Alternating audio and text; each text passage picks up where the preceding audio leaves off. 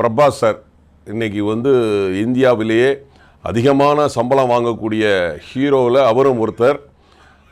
அது போக வந்துட்டு விஜய் தேவரகொண்டா நடிச்சிருக்கிறாரு, இயக்குனர்கள் ராஜமௌலி நடிச்சிருக்கிறாங்க, அப்புறமா வந்துட்டு பார்த்திங்கன்னா ராம்கோபால் வர்மா நடிச்சிருக்கிறாரு, அப்புறம் வந்து பார்த்திங்கன்னா இந்தியில் மிகப்பெரிய சூப்பர் ஸ்டார் திரு அமிதாப் பச்சன் சார் நடிச்சிருக்கிறாங்க, மலையாளத்தில் உள்ள திரு துல்கர் நடிச்சிருக்காரு, மம்முட்டி சாரோட பையன் துல்கர் சார் நடிச்சிருக்கிறாரு. இதோட இயக்குனர் நாகு அஸ்வின் அப்படிங்கிறவர் இதுக்கு முன்னாடி வந்து அவர் என்ன படம் பண்ணியிருந்தார் அப்படின்னா மகாநதின்னு சொல்லிட்டு நம்மளுடைய பழைய நடிகை சாவித்திரி மேடத்தோட பயோகிராஃபியை பண்ணவர். அது கீர்த்தி சுரேஷ் மேடம் அதில் நடிச்சிருப்பாங்க. அவர் தான் இந்த படத்தோட இயக்குனர்.